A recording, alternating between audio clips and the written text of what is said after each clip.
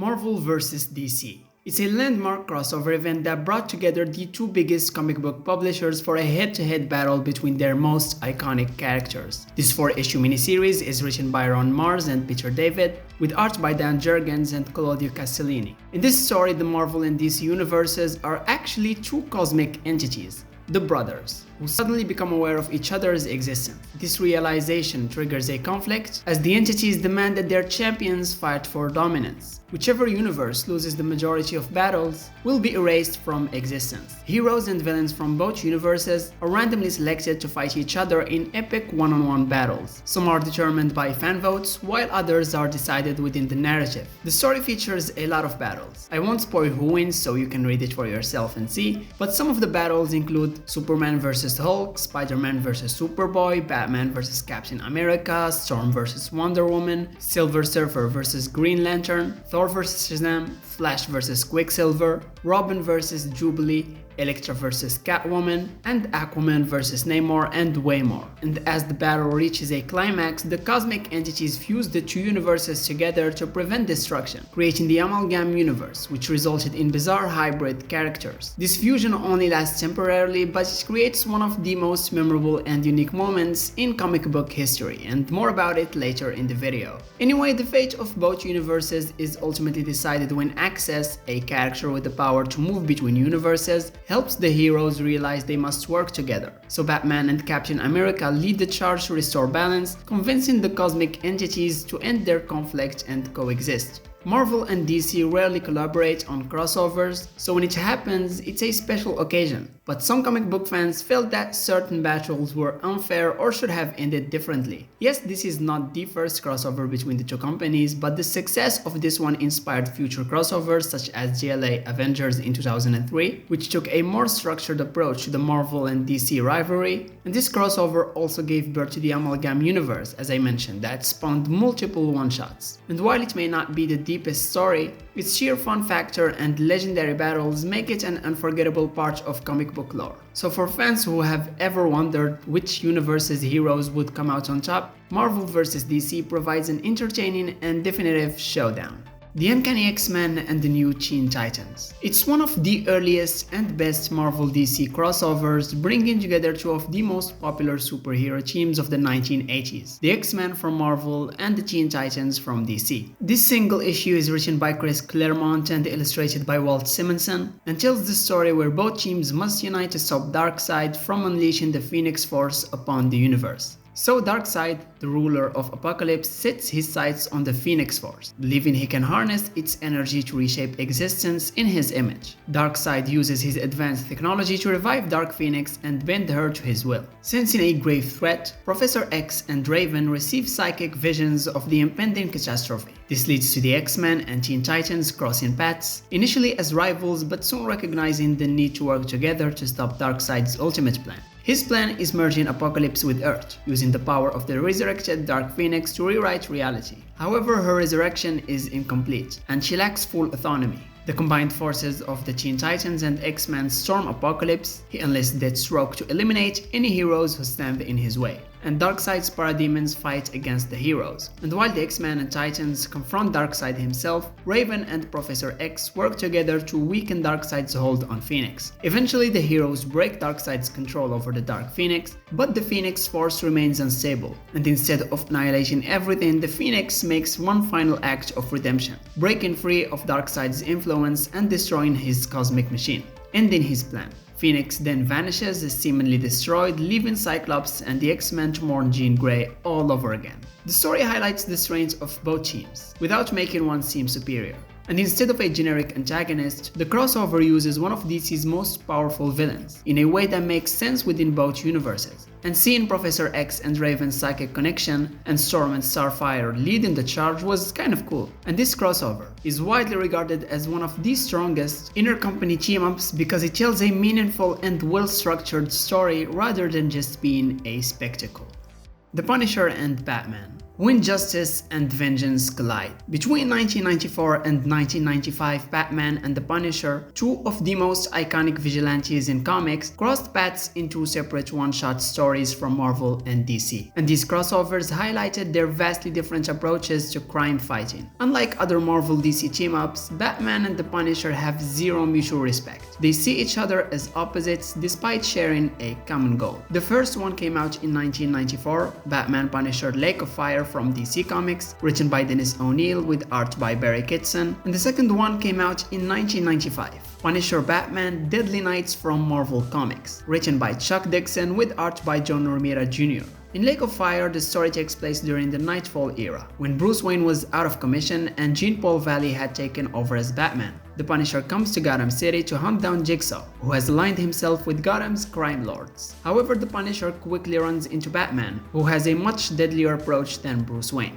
As the Punisher and Batman clash over their methods, Jigsaw prepares to unleash chaos on Gotham. But despite their mutual disdain, Batman and Punisher must reluctantly team up to stop Jigsaw. But Jean-Paul makes it clear if Punisher kills anyone, he will take him down. So Batman and Punisher storm Jigsaw's hideout. Punisher brutally beats Jigsaw, but before he can kill him, Batman stops him.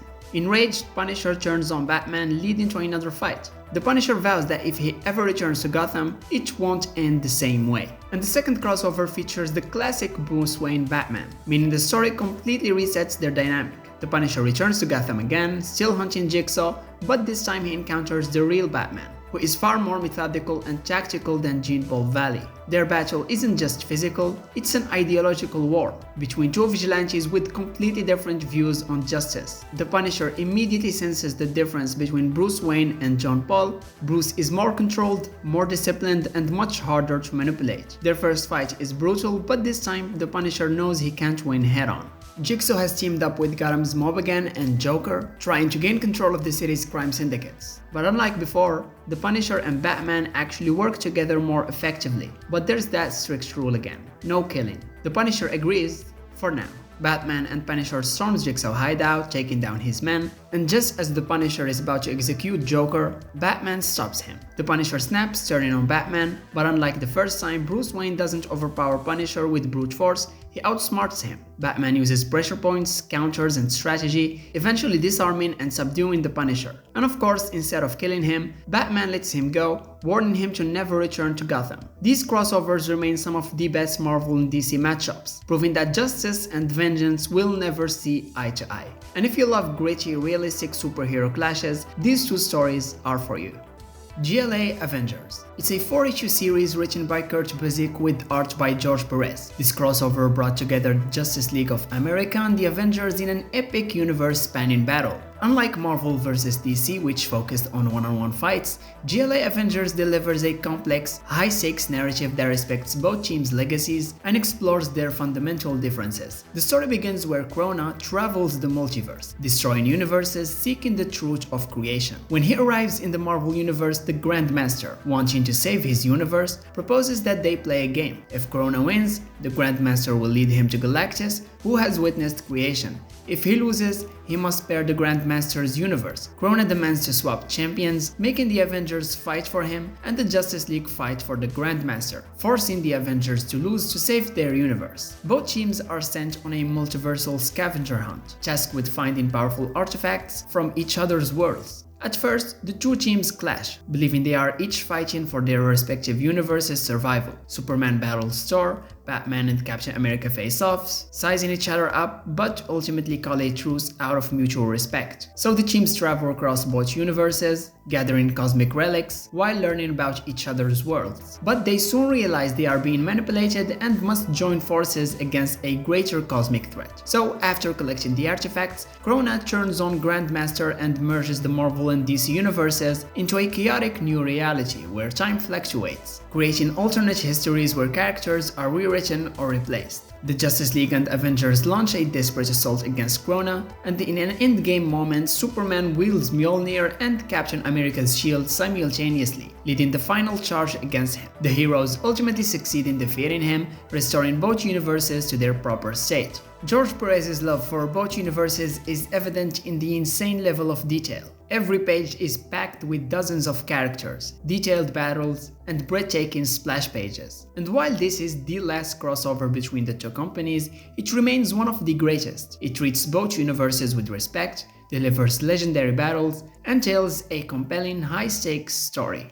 Superman vs. The Amazing Spider-Man. This marked the first official crossover between Marvel and DC, featuring an epic head-to-head showdown between their most legendary superheroes. Written by Jerry Conway with art by Ross Andru, this oversized battle of the century brought together DC's Superman and Marvel's Spider-Man in a one-shot special. The story begins when Lex Luthor and Dr. Octopus form an alliance, combining their scientific genius and resources to create a massive global threat. However, their partnership is unstable, as Luthor has far greater ambitions, while Doc Ock is more interested in personal gain. Their plan also involves kidnapping Lois Lane and Mary Jane Watson, drawing both Superman and Spider-Man into action. When the two heroes first meet, Lex Luthor uses a red sun-powered satellite to temporarily weaken Superman and enhance Spider-Man's power. This makes the fight appear fair, allowing Spider-Man to go toe-to-toe with the Man of Steel. And after realizing they've been tricked, Superman and Spider-Man join forces to take down Luthor and Doc Ock. So they storm the villain's headquarters, they face off against Lex Luthor's high-tech weapons and Doc Ock. Lex's ultimate plan involves a space station-sized death ray, which the heroes must stop before it's too late. So Superman takes on Dr. Octopus while Superman takes on Doc Ock. Luthor predictably betrays Dr. Octopus, attempting to use him as a pawn.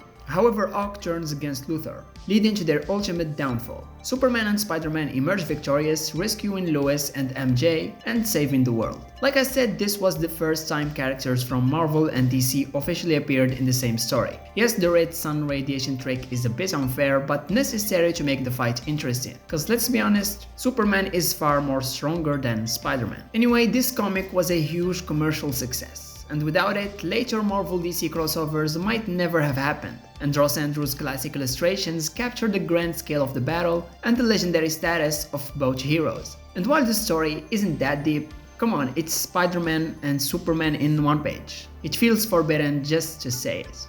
Batman and Daredevil.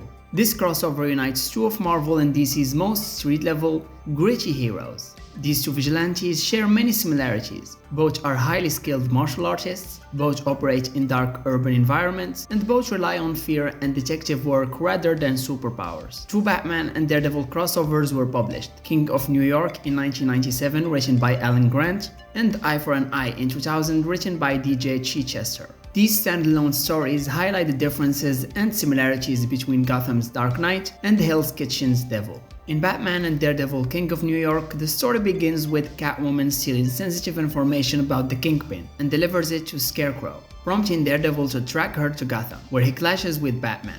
Realizing they share a common enemy, the two heroes join forces. They uncover Scarecrow's plan to release his fear toxin in New York, targeting the Kingpin Empire. As gang wars erupt, they race to stop him, and the final showdown at the Statue of Liberty sees Batman confronting the Kingpin, while Daredevil, immune to fear toxins, defeats Scarecrow. And in Daredevil Batman Eye for an Eye in 2000, Batman and Daredevil join forces to stop Two-Face and Mr. Hyde, who have stolen a powerful computer chip that must be housed in organic brain tissue.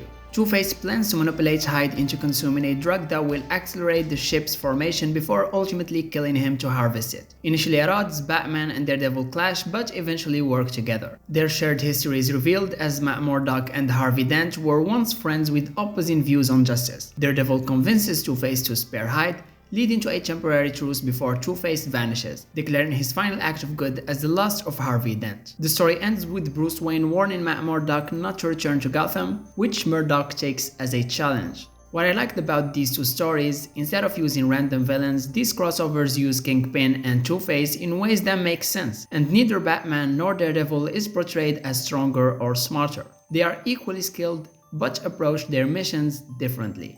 Darkseid vs. Galactus: The Hunger. It's a one-shot crossover published in 1995 by John Byrne with Rick Taylor. This Marvel and DC collaboration pits two of the most powerful cosmic entities in comic book history: Galactus, the Devourer of Worlds, and Darkseid, the ruler of Apocalypse. While fans had long debated who would win in a fight between these two godlike forces, this crossover provided an official answer, but not necessarily in the way readers expected. The story begins when Galactus arrives in the DC universe in search of a new planet to feed upon. Unfortunately for him, his hunger leads him to Apocalypse. The Silver Surfer, Galactus' herald, scouts the planet and immediately senses something deeply disturbing: a complete lack of any real life force. He warns Galactus that Apocalypse is unfit for consumption, but he dismisses the warning. Darkseid, unwilling to let Galactus feed on his world, refuses to directly engage Galactus at first. Instead, he lets his forces attempt to drive Galactus away, but they fail miserably. Darkseid activates Apocalypse's planetary defenses, attempting to disrupt Galactus' energy draining process. However, Galactus is so vastly powerful that these attacks are useless against him. He then unleashes his Omega beams, striking Galactus at full power, but the cosmic entity is barely phased. So Darkseid uses Apocalypse's technology to hijack the energy Galactus is absorbing, trying to redirect it away from the planet. However, Galactus begins fearing anyway, and Darkseid is forced to confront him personally. So as Galactus fully activates his world-consuming process, he suddenly realizes that Apocalypse contains no true life force, only synthetic or corrupted energy. Because Galactus only feeds on organic life energy, he finds nothing to sustain himself. Darkseid smirks, having outplayed Galactus, not through brute strength, but through the very nature of his world. Galactus leaves, starving and weakened, having wasted his energy for nothing. Seeing Galactus and Darkseid share a page is a dream come true for fans of both Marvel and DC Comics. And John Byrne's stunning illustrations make Apocalypse feels very massive and Galactus truly godlike. And while the story never had a sequel, it remains one of the most beloved Marvel and DC crossovers ever written, even though some fans expected a full-blown battle where one side wins through combat. But still, it delivers a unique take on a battle between two of the most powerful beings in comics. The Amalgam Comics. It's probably the most unique crossover event in comic book history. As I mentioned in the Marvel vs. DC section, in 1996, Marvel and DC Comics combined their entire universes to create a hybrid reality where characters from both publishers were merged into single, original heroes and villains. And this resulted in some of the wildest and most creative mashups ever seen in comics. The event was so popular that it spawned two waves of comics in 1996 and 1997, each featuring standalone stories in this bizarre new world. The first wave in 1996 happened in the middle of Marvel vs. DC and featured one-shot comics introducing the Amalgam universe, and the second wave in 1997 expanded on the Amalgam characters, developing their stories further. So in this new world, the histories of Marvel and DC characters are rewritten as if they had always coexisted. And these hybrid characters were not just alternate versions, they had completely new backstories that blended elements from both worlds seamlessly. For example, Darkclaw, a fusion of Bruce Wayne and Logan. After witnessing his parents' murder, Logan Wayne was experimented on by the Weapon X program, giving him adamantium claws and enhanced healing. He operates as Gotham's lethal protector, and his arch-nemesis, the Hyena, a combination between Joker and Sabretooth. There's also Super Soldier, a combination of Clark Kent and Steve Rogers. During World War II, he was given the Super Soldier Serum, which enhanced his Kryptonian physiology. A fusion of Peter Parker, Spider-Man, and Con-El, Superboy. Clone experiment that gave him gravity-defying powers, allowing him to stick to walls and manipulate his weight. There's also Doctor Strange Fate, a fusion between Doctor Strange and Dr. Fate and Professor X. He is the most powerful sorcerer in the Amalgam universe, using both mutant telepathy and mystical powers. And unlike other Amalgam characters, he knows the truth about the merged universes and seeks to preserve the fusion rather than restore Marvel and DC separately. Some other fusions: there's Iron Lantern, a fusion between Iron Man and Green Lantern, the GLX, a combination between Justice League and X-Men, and the Thanos side, a fusion between Darkseid and Thanos. The fusion designs, the powers, and the personalities were crafted with amazing attention to detail. Each comic was written as if the Amalgam universe had always existed, with characters referencing past events that never happened in our real Marvel DC world. But once the Marvel and DC event ended, the Amalgam comics disappeared, and its characters were never revisited. Many fans love the Amalgam universe and wish for an ongoing series instead of just a few one-shots. And the idea of combining two universes into a single one influenced later What If style comics. And the Amalgam comics remains one of the most successful collaborations between the two rival publishers. So if you're into What If stories, this one is the god level What If story.